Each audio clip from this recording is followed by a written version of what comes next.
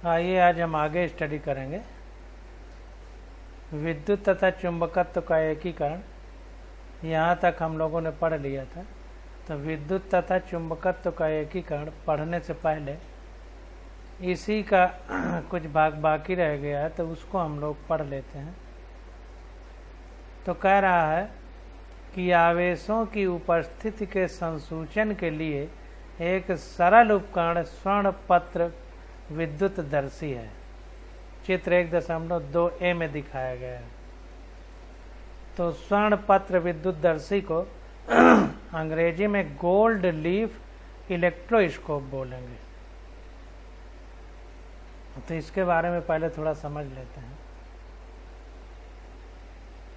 तो देखिए, स्वर्ण पत्र विद्युत दर्शी जो है, इसका काम क्या है। ये सरल एक उपकरण होता है जो आवेशों की उपस्थिति के संसूचन के लिए होता है कि कहाँ पर आवेश उपस्थित है। जैसे एक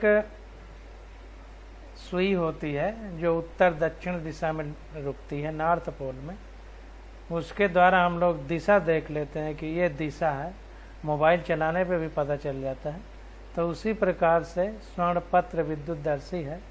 इसके द्वारा हम कहाँ पर आवेश उपस्थित है उसके बारे में जान लेते हैं। चित्र 1.2a। तो चित्र 1.2a देखेंगे, तो इसको पहले देख लेते हैं।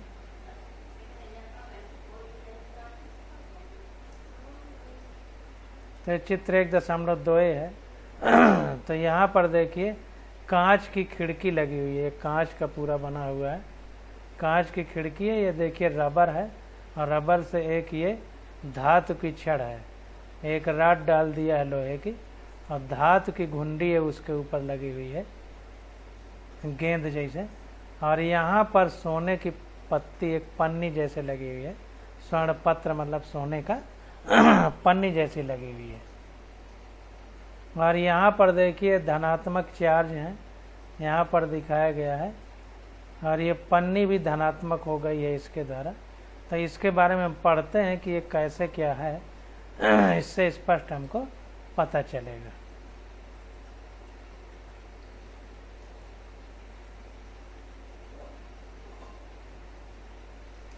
तो देखिए, कह रहा है कि ये जो स्वर्ण पत्र विद्युत दर्शी है, इसमें एक बॉक्स में धातु की एक छड़ ऊर्ध्वाधरता लगी होती है, जैसा अभी हमने चित्र में देखा है।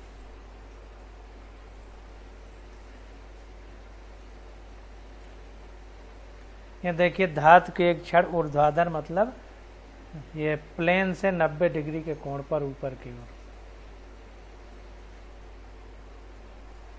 मेटल रॉड मतलब धातु की छड़। इसमें एक बॉक्स में धातु की एक छड़ ऊर्ध्वाधरता लगी होती है, जिसके निचले सिरे पर सोने के वर्क की 2 पट्टियां बंधी रहती हैं। तो यहाँ पर सोने की जो है 2 पट्टियां देखिए, एक इधर है और एक ये हल्का सा दिखाई दे रहा है कि इसके पीछे भी एक गोल्ड लीव्स मतलब सोने की पत्तियां। जब कोई आवेशित वस्तु छड़ के ऊपरी सिरे को छूती है, तो छड़ में होता हुआ आवेश सोने के वर्कों पर आ जाता है और वे एक दूसरे से दूर हट जाते हैं। तो इसको ध्यान देना है कि जब जो है यहाँ पर कोई, यहाँ पर देखिए इसका थोड़ा सा भाग यहाँ दिखाया गया है कि ये धन आवेशित कोई छड़ है, इसको टच कर रही है, तो इसमें भी धन आवेश आ जाएगा। ये होते होते होते धनावेश इन पत्ती जो लगी हुई है पत्र सोने के, इनमें चला जाता है। अब जाहिर सी बात है कि जब इनमें चला जाएगा, इसको यहाँ पे बाहर दिखाया गया, तो इसमें जब चला जाएगा तो ये दोनों सोनों की पत्तियों पे प्लस प्लस यानी धनावेश होगा। तो जब धनावेश होगा तो एक ही तरह का चार्ज, हमने अभी पढ़ा है कि वो एक दूसरे को प्रतिकर्षित करता है। तो ये पत्तियाँ एक दूसरे को प्रतिकर्षित करेंगी और इस प्रकार से फैल जाएंगी। कहने का मतलब ये है।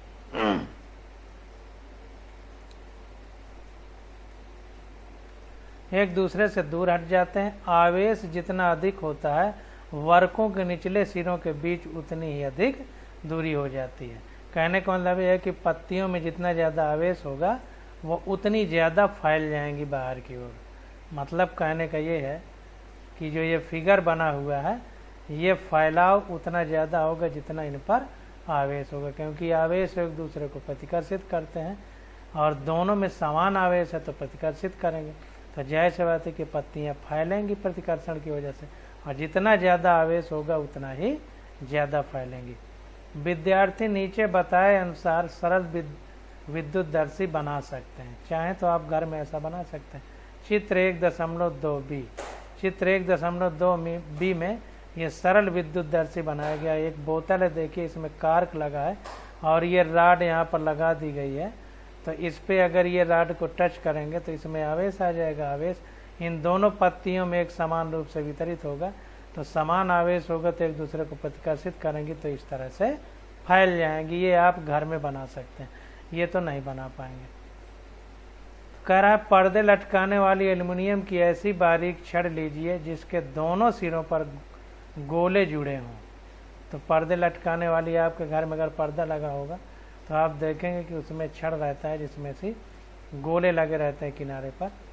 तो वो कह रहा है छड़ ले लीजिए, इसका लगभग 20 सेंटीमीटर लंबा एक टुकड़ा इस प्रकार काटिए जिससे छड़ का एक सिरा चपटा तथा दूसरा सिरा गोल वाला बन जाए। तो एक सिरा चपटा हो जाए, दूसरा ये गोल वाला बन जाए।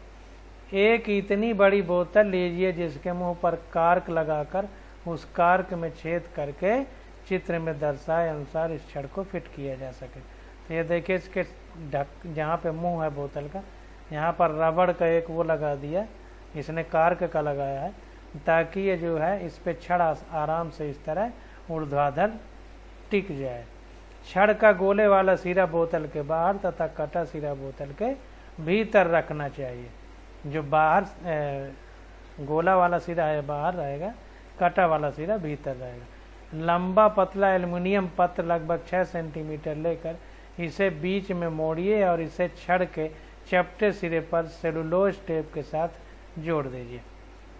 तो यहाँ पर सेलुलोज टेप के साथ ये जो है एल्युमिनियम का पत्र जो है पन्नी पतली सी यहाँ पे जोड़ देना है।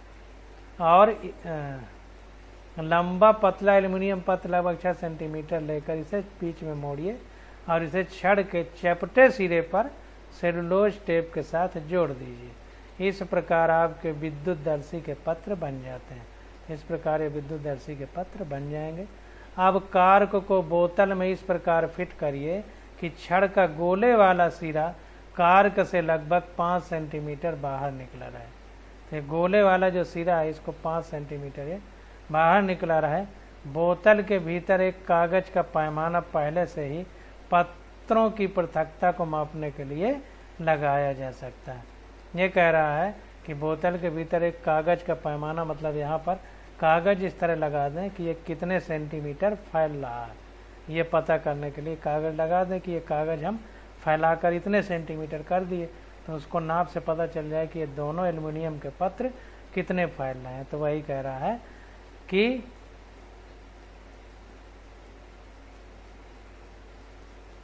अगर हमको पैमाना नापना है तो बाहर से ही जो है पहले से ही कागज के पत्र लगा देना चाहिए। पत्रों की पृथकता विद्युतदर्शी पर आवेश की मात्रा की एक माप होती है। तो ये पत्र जितने ज़्यादा पृथक होंगे तो ये मान लेंगे कि आवेश उतना ज़्यादा होगा।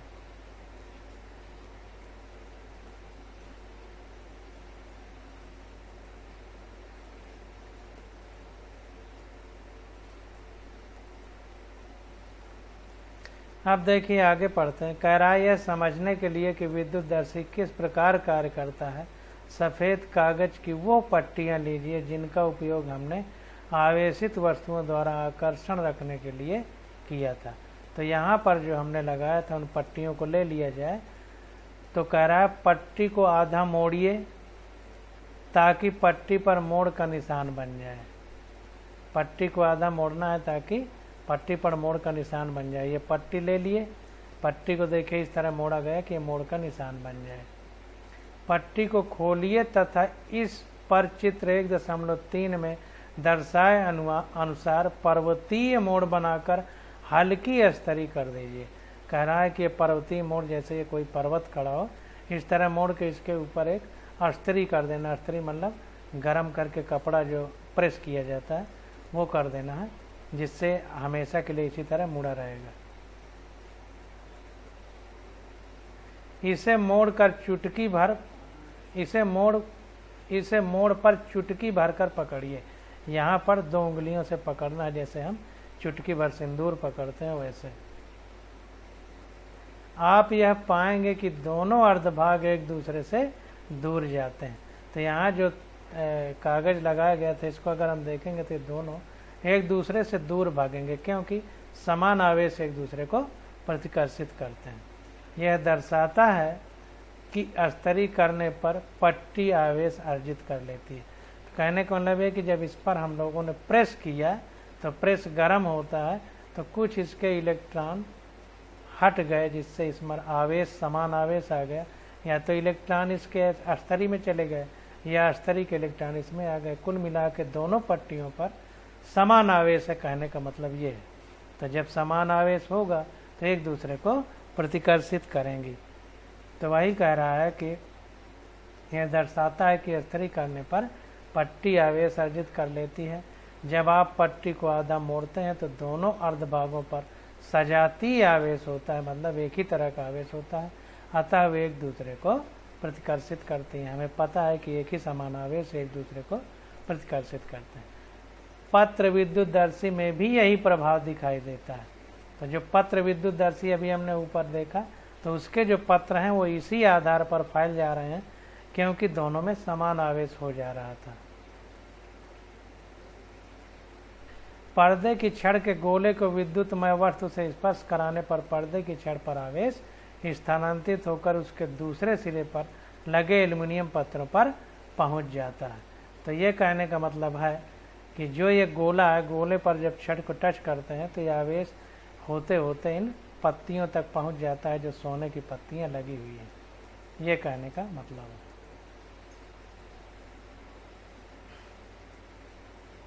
पत्र के दोनों अर्धभाग सजातीय आवेश अर्जित करने के कारण एक दूसरे को प्रतिकर्षित करते हैं। तो जाहिर सी बात है कि पत्रों पर जब समान आवेश आ जाता है तो एक दूसरे को प्रतिकर्षित करते हैं। पत्रों की अपसारिता द्वारा उन पर आवेश की मात्रा सुनिश्चित की जाती है।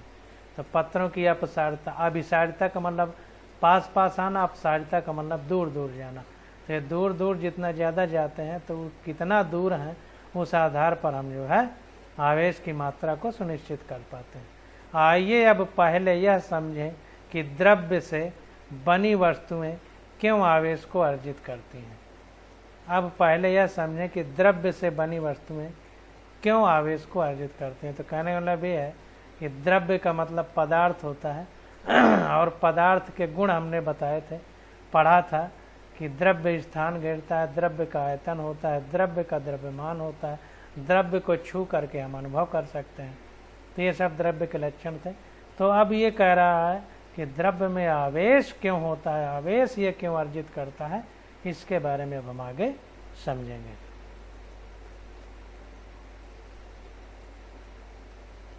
तब देखिए इसका कारण क्या है कि सभी पदार्थ परमाणुओं और अथवा अणुओं से बने होते हैं। तो जितने भी पदार्थ संसार में या ब्रह्मांड में विद्यमान हैं वो अणुओं और परमाणुओं से मिलकर बने होते हैं। यद्यपि वस्तुएं सामान्यतः वैद्युत उदासीन होती हैं, उनमें आवेश तो होते हैं, परंतु उनके ये आवेश ठीक ठीक संतुलित होते हैं। तो कहने का मतलब ये है कि जो वस्तुएं हैं उनमें वो आवेश हो सकता है, लेकिन वो उदासीन होती हैं। उदासीन का मतलब जो अभी हमने धन आवेश और ऋण आवेश पढ़ा, अगर ये बराबर और एक ही वस्तु पर हैं तो एक दूसरे को कैंसिल कर देंगे। जैसे ऋण 10 धन 10 एक दूसरे को जोड़ा जाएगा तो 0 आंसर आता है। तो इसी प्रकार अगर एक ही वस्तु में विद्यमान भी है तो भी वो वस्तु वैद्युत उदासीन होती है, क्योंकि बराबर और विपरीत आवेश एक दूसरे को निरस्त कर देते हैं और वो संतुलन में रहती है वस्तु। तो अणुओं को संभालने वाला रासायनिक बल, ठोसों में परमाणुओं को एक साथ थामे रखने वाले बल, गोंद का आसंजक बल। हम देखिए अणुओं को संभालने वाला रासायनिक बल, अणुओं के बीच जो बल लगता है उसको रासायनिक बल कह रहा है, क्योंकि केमिस्ट्री यानी रसायन विज्ञान में ही हम अणुओं परमाणुओं के बारे में पढ़ते हैं। तो उनके बीच जो बल लग रहा है उसको रासायनिक बल कह रहा है। ठोसों में परमाणुओं को एक साथ थामे रखने वाले बल। अब अगर ठोस है कोई, तो ठोस के परमाणु एक दूसरे के पास पास हैं, छोड़कर नहीं जा रहा है, इसका मतलब उनके बीच भी कोई बल लग रहा होगा। गोंद का आसंजक बल, जैसे गोंद से हम अपनी फोटो चिपका देते हैं तो फोटो चिपकी रहती है, इसका मतलब कि उसके अंदर आसंजक बल होता है। आसंजक बल का मतलब एडहेसिव फोर्स, क्योंकि गोंद अलग चीज है और कागज जिसको चिपकाया जा रहा है वो अलग चीज है। तो जब अलग अलग चीजों के बीच कोई बल लगता है तो उसको आसंजक बल बोलते हैं, अंग्रेजी में एडहेसिव फोर्स बोलते हैं। और एक ही प्रकार की वस्तुओं के बीच जब बल लगता है तो उसको ससंजक बल, अंग्रेजी में कोहेसिव फोर्स कहते हैं। जैसे पानी की बूंद दूसरी बूंद को अपनी ओर आकर्षित कर ले तो यह ससंजक बल होगा, अंग्रेजी में कोहेसिव फोर्स बोलेंगे। और अगर पानी की बूंद कांच के परख नली को डुबोएं, उसमें चिपक जाए तो कांच अलग चीज हो गया, पानी अलग चीज। तो इनके बीच कांच में जो पानी चिपक रहा है तो कौन सा आकर्षण बल होगा? तो कांच अलग चीज है, पानी अलग चीज है, तो इसको हम असंजक बल बोलेंगे। तो विपरीत वस्तुओं के बीच जो बल लगता है उसको असंजक बल, और एक ही प्रकार की वस्तुओं के बीच जो बल लगता है उसको ससंजक बल कहते हैं। इसको अच्छे से समझ लीजिए, क्योंकि ये पूछा जाएगा, एनसीईआरटी में दिया है, नीट में भी पूछा जाता है। पृष्ठ तनाव से संबद्ध बल, इन सभी बलों की मूल आकृति वैद्युतीय है। तो पृष्ठ तनाव जो सरफेस टेंशन है, जो पानी है बाल्टी में भरते हैं तो उसका जो ऊपर वाला पृष्ठ है वो तना रहता है, प्लेन रहता है, समतल रहता है। तो क्यों होता है ऐसा? क्योंकि पानी के अणुओं के बीच आकर्षण बल होता है, उसके कारण वो तनाव में रहता है। तो पृष्ठ तनाव से संबद्ध बल, तो ये जितने भी बलों की बात हो रही है, ये कह रहा है इन सभी बलों की अगर मूल प्रकृति देखी जाए तो सब वैद्युतीय बल हैं, और ये आवेशित कणों के बीच लगने वाले विद्युत बलों से उत्पन्न होते हैं। तो ये बहुत इम्पॉर्टेंट चीज़ है और इसको समझना है।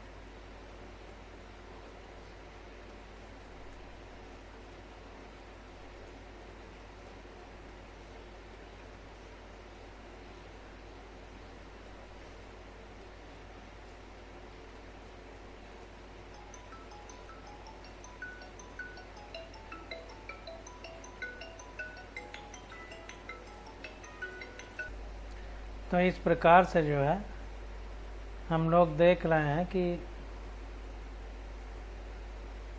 जो भी बल है वो वैद्युतीय बल हैं, और ये आवेशित कणों के बीच लगने वाले विद्युत बलों से उत्पन्न होते हैं। इस प्रकार वैद्युत चुंबकीय बल सर्वव्यापी है और यह हमारे जीवन से संबद्ध प्रत्येक क्षेत्र में सम्मिलित। अब देखिए, वैद्युत चुंबकीय शब्द आ गए, यानी विद्युत से चुंबकत्व भी उत्पन्न हो सकता है। चुंबकीय बल और वैद्युत बल एक दूसरे से अलग नहीं है, इसके बारे में हम अभी विस्तार से पढ़ेंगे। अतः यह आवश्यक कि हम इस प्रकार के बल के विषय में अधिक जानकारी प्राप्त करें।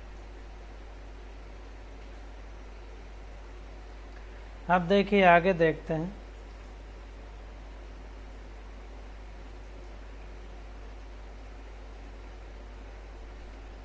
कह रहा है किसी उदासीन वस्तु को आवेशित करने के लिए हमें उससे एक प्रकार के आवेश को जोड़ने अथवा हटाने की आवश्यकता होती है। तो अभी हमने बताया कि कोई उदासीन वस्तु है तो या तो उसमें इलेक्ट्रॉन आ जाए तो वो आवेशित हो जाएगी, और चूंकि इलेक्ट्रॉन को ऋणावेश माना गया है तो ऋणावेशित मानेंगे हम, और या उससे इलेक्ट्रॉन निकल जाए तो उसमें इलेक्ट्रॉनों की कमी हो जाएगी तो हम उसको धनावेशित मान लेंगे। तो इसीलिए कह रहा है कि किसी उदासीन वस्तु को आवेशित करने के लिए हमें उससे एक प्रकार के आवेश को जोड़ने अथवा हटाने की आवश्यकता होती है। तो अगर हम इलेक्ट्रॉन को जोड़ देंगे तो निरावेशित हो जाएगी और ऋणावेशित हो जाएगी, और अगर हम इलेक्ट्रॉन को उससे निकाल दें जो उदासीन है तो उसमें वो धनावेशित हो जाएगी। जब हम यह कहते हैं कि कोई वस्तु आवेशित है तो हम सदैव ही इस आवेश के आधिक्य अथवा अभाव का उल्लेख करते हैं। कहने का मतलब ये है कि जब कोई चीज़ को हम आवेशित कहते हैं तो या तो उसमें आधिक्य है या अभाव है, मतलब किसी एक आवेश का, ऋणावेश का या धनावेश का, या तो आधिक्य है या उसकी कमी है। ठोसों में कुछ इलेक्ट्रॉन परमाणु से कम कसकर आबद्ध होने के कारण वे आवेश होते हैं जो एक वस्तु से दूसरी वस्तु में स्थानांतरित हो जाते हैं। देखिए अब यही बात उसने कहा है कि ठोस अगर कोई वस्तु है उसमें इलेक्ट्रॉन होते हैं जो परमाणु के, कोई परमाणु है उसमें नाभिक होता है, नाभिक में प्रोटॉन और न्यूट्रॉन होते हैं, और बाहरी कक्षाओं में इलेक्ट्रॉन चक्कर लगाते हैं। तो कुछ परमाणु ऐसे होते हैं जिसमें इलेक्ट्रॉन कम मजबूती से बंधे रहते हैं, यानी नाभिक के आकर्षण बल से कम मजबूती से होते हैं, जिससे उनको निकालना आसान होता है। तो वही कह रहा है कि ठोसों में कुछ इलेक्ट्रॉन परमाणु से कम कसकर आबद्ध होने के कारण वे आवेश होते हैं जो एक वस्तु से दूसरी वस्तु में स्थानांतरित हो जाते हैं। तो जाहिर सी बात है इलेक्ट्रॉन ही आवेश है, क्योंकि ऋणावेश होता है, और वो जब एक वस्तु से दूसरी वस्तु में स्थानांतरित हो जाते हैं तो जिसमें चले जाते हैं वो ऋणावेशित हो जाती है। जाहिर सी बात है इलेक्ट्रॉन को ऋणावेशित माना जाता है, और जिससे चले जाते हैं यानी जिस वस्तु में थे उससे जो निकल जाते हैं तो वो वस्तु धनावेशित होती है। तो यही कह रहा है कि इस प्रकार कोई वस्तु अपने कुछ इलेक्ट्रॉन खोकर धनावेशित हो सकती है। तो इसको ध्यान रखिए कि धनावेश और ऋणावेश कैसे आ जाते हैं।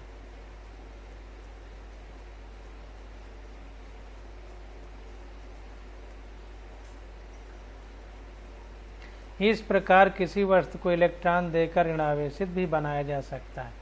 तो इस प्रकार से अगर देखें तो इलेक्ट्रॉन में अभी हमने ऊपर वैज्ञानिक ने बताया था कि ऋणावेश होता है, तो जाहिर सी बात है कि इलेक्ट्रॉन दे देंगे तो वो वस्तु ऋणावेशित हो जाती है। अब आगे देखते हैं, कह रहा है जब हम कांच की छड़ को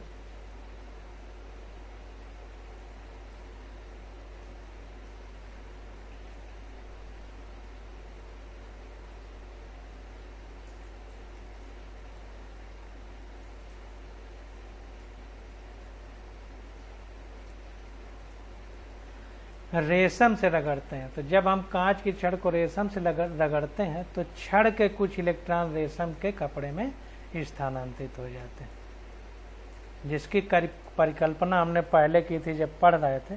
तो वही चीज़ अब देखिए लिख रहा है कि छड़ के जो है कुछ इलेक्ट्रॉन रेशम के कपड़े में स्थानांतरित हो जाते हैं। इस प्रकार छड़ धनावेशित हो जाती है, क्योंकि छड़ के इलेक्ट्रॉन रेशम में चले गए तो छड़ धनावेशित हो जाएगी और रेशम का कपड़ा ऋणावेशित हो जाता है। रगड़ने की प्रक्रिया में कोई नया आवेश उत्पन्न नहीं होता है। इसको ध्यान दीजिए कि रगड़ने की प्रक्रिया में कोई नया आवेश उत्पन्न नहीं होता है, बल्कि आवेश का स्थानांतरण होता है जो छड़ से रेशम में चला जाता है, रेशम के कपड़े में। तो ये ध्यान दे रहा है कि रगड़ने की प्रक्रिया में कोई नया आवेश नहीं उत्पन्न होता है।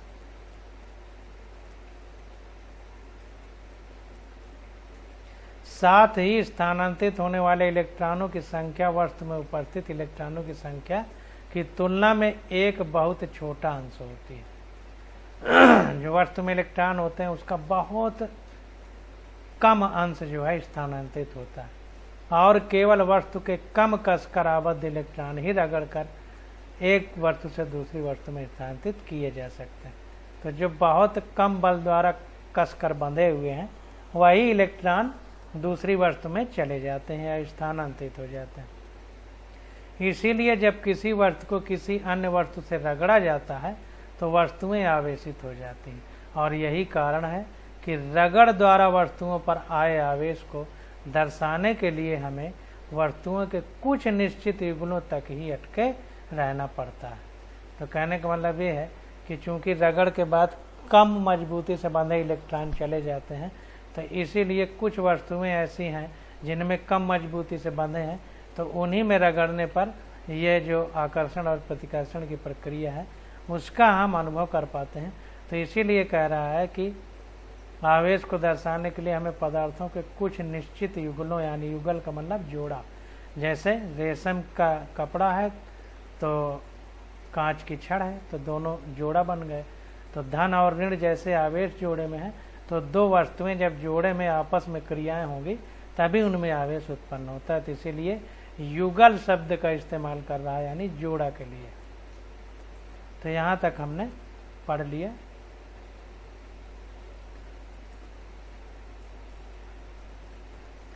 अब हम पढ़ेंगे विद्युत तथा चुंबकत्व का एकीकरण यानी unification of electricity and magnetism.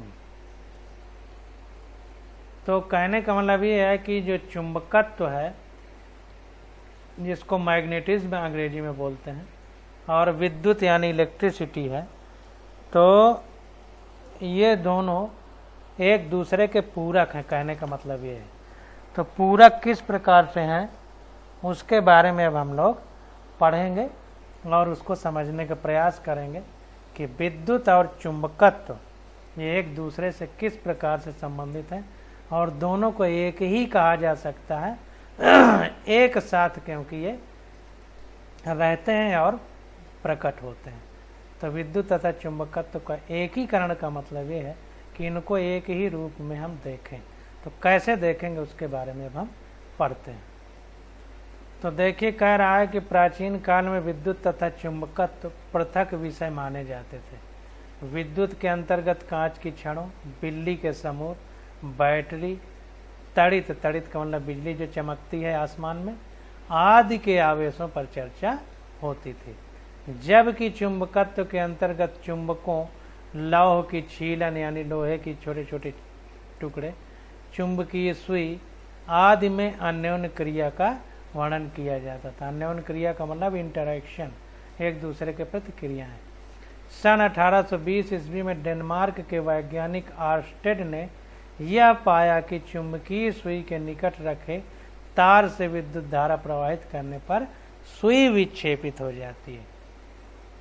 ये अर्नेस्ट वैज्ञानिक ने ये चीज पाई कि चुंबकीय सुई के पास अगर कोई तार हो बिजली का, उसमें बिजली का प्रवाह कर दिया जाए, विद्युत का प्रवाह कर दिया जाए, तो जो चुंबकीय सुई है जो उत्तर दक्षिण रुकती थी, वो चुंबकीय सुई में इधर उधर हिलने डुलने लगती है। ये चीज उन्होंने देखा।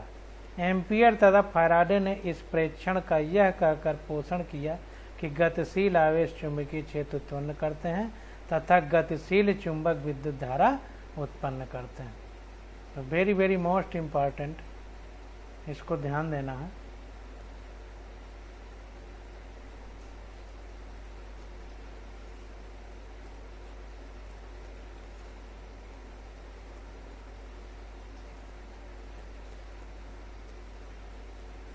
तो देखिए, डेनमार्क के वैज्ञानिक आर्स्टेड ने जब चुंबकीय सुई के पास से एक तार गुजर रहा था, उसमें करंट का प्रवाह करवा दिया, तो चुंबकीय सुई हिलने डुलने लगी।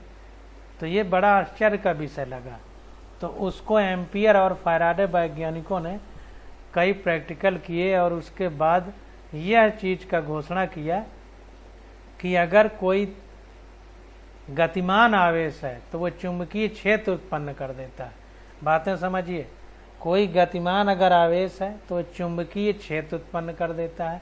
यानी आप एक क्षेत्र ऐसा स्थित होगा जिसमें कोई वस्तु आएगी तो उसमें आकर्षण का अनुभव होगा, चुंबक की तरह वो खींच लेगी। और गतिशील जो चुंबक, अगर चुंबक को गतिमान कर दिया जाए तो उसमें विद्युत धारा उत्पन्न हो जाएगी। दोनों बातें देखिए एक दूसरे के पूरक। अगर आवेश को गतिशील कर दिया जाए तो चुंबकत्व तो उत्पन्न हो जाएगा, और अगर चुंबक को गतिशील कर दिया जाए तो विद्युत धारा उत्पन्न हो जाएगी। दोनों में एक दूसरे के विपरीत काम किया जा सकता है। और इसका प्रैक्टिकल भी देख सकते हैं। प्रैक्टिकल ये देखिए कि जैसे बिजली है तो बिजली से मोटर घुमाई जा सकती है, और जब हम चुंबक लगे अल्टरनेटर को, जिसको डायनेमो कहते हैं, उसको घुमा देते हैं तो बिजली बन जाती है। तो बिजली से मोटर घूम जाती है, और मोटर के घुमाने से अगर अल्टरनेटर को घुमा दिया जाए तो बिजली बन जाती है। तो दोनों एक दूसरे के उल्टा है। तो इसी प्रकार ये भी है। विद्युत तथा चुंबकत्व में एकीकरण तब स्थापित हुआ जब स्कॉटलैंड के भौतिकविद मैक्सवेल तथा हॉलैंड के भौतिकविद लॉरेंज ने एक सिद्धांत प्रतिपादित किया, जिसमें उन्होंने यह दर्शाया कि ये दोनों विषय एक दूसरे पर निर्भर हैं। तो ये एकीकरण की बात तब आई जब वैज्ञानिक इसके पीछे लगे और उन्होंने अनुभव किया और पाया कि दोनों विद्युत और चुंबकत्व एक दूसरे पर निर्भर करते हैं। इस क्षेत्र को वैद्युत चुंबकत्व कहते हैं।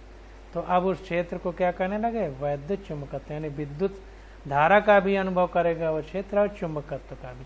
हमारे चारों ओर की अधिकांश परिघटनाओं की व्याख्या वैद्युत चुंबकत्व के अंतर्गत की जाती है। वस्तुतः वे सभी बल जिनके विषय में हम विचार करते हैं, जैसे घर्षण पदार्थ को संयोजित रखने के लिए उनके परमाणुओं के बीच लगने वाला रासायनिक बल, यहाँ तक कि सजीवों की कोशिकाओं में होने वाली प्रक्रियाओं की व्याख्या करने वाले बलों का उद्भव भी वैद्युत चुंबकीय बलों से हुआ है। वैद्युत चुंबकीय बल प्रकृति के मूल बलों से एक है।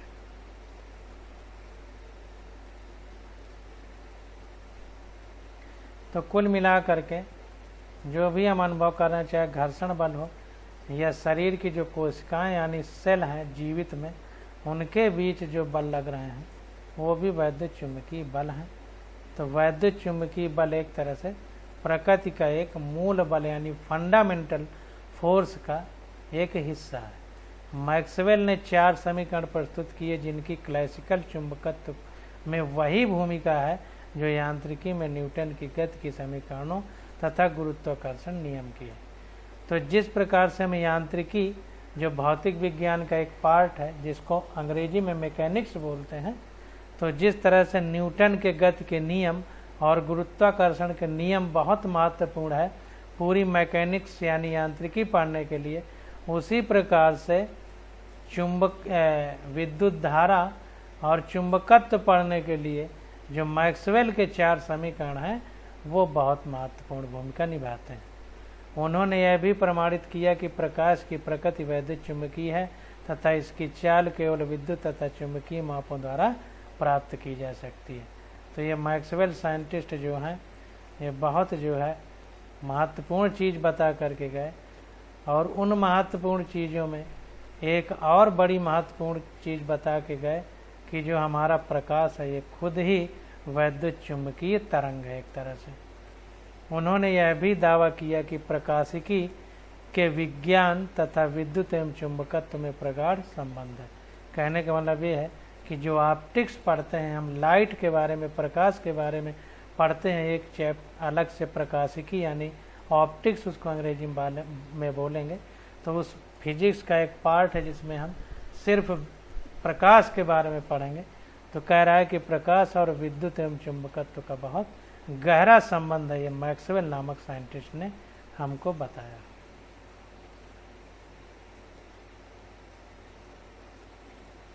अब आगे देखते हैं। कह रहा है कि विद्युत एवं चुंबकत्व का विज्ञान आधुनिक प्रौद्योगिक सभ्यता की नींव है। तो कह रहा है कि विद्युत यानी इलेक्ट्रिक और मैग्नेटिक जो विज्ञान है हमारी आधुनिक विज्ञान, उसका सबसे बेस है यानी नींव है।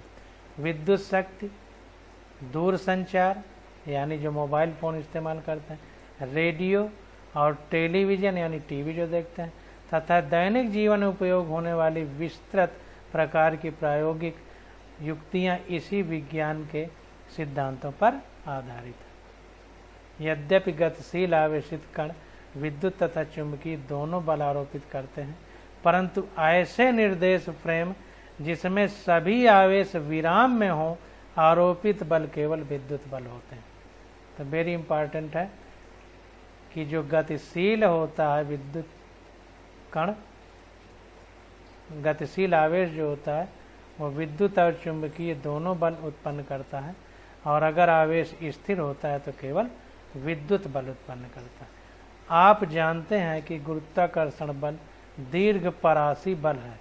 कहने का मतलब कि गुरुत्वाकर्षण जो है ये पृथ्वी द्वारा अनुभव किया जाता है, तो पृथ्वी और सूरज कितना दूर है और फिर भी आकर्षण होता है, तो वही दीर्घपरासी का मतलब बहुत बड़ी रेंज तक गुरुत्वाकर्षण बल काम करता है। इसका प्रभाव वहाँ भी अनुभव किया जाता है जहाँ अन्योन्य क्रिया करने वाले कणों के बीच की दूरी अत्यधिक होती है, क्योंकि यह बल अन्योन्य क्रिया करने वाले पिंडों के बीच की दूरी के वर्ग के व्युत्क्रमानुसार घटता है। तो आगे हम इसी चैप्टर में पढ़ेंगे कि जो गुरुत्वाकर्षण बल है, अभी न्यूटन के नियम पढ़ेंगे तो उसमें भी पढ़ेंगे, तो जो दूरी होती है जो दो पिंडों के बीच, तो ये गुरुत्वाकर्षण बल जो है उन दो पिंडों के बीच की दूरी के व्युत्क्रमानुपाती होता है, वर्ग के यानी स्क्वायर के। आगे हम ये पूरा फार्मूला पढ़ेंगे। इस अध्याय के अंतर्गत हम यह सीखेंगे कि विद्युत बल भी उतना ही व्यापक है तथा वास्तव में गुरुत्वाकर्षण बल की तुलना में परिमाण की कोटि कई गुना प्रबल है। तो गुरुत्वाकर्षण बल बहुत बड़ी रेंज में है, यानी बहुत दूर वाले बलों में भी लागू होता है, लेकिन गुरुत्वाकर्षण से मजबूती में अगर देखा जाए तो विद्युत बल कई गुना, कई कोटि से कई गुना यानी 10 की पावर में कई गुना ये ज़्यादा प्रबल है। भौतिक विज्ञान कक्षा 11 अध्याय 1 में ये चीज़ें हम लोग पढ़ चुके हैं। तो यहाँ पर अब उसके आगे हम लोग पढ़ेंगे।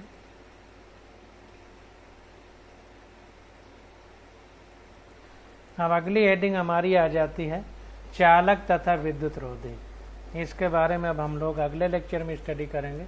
आज बस यहीं तक।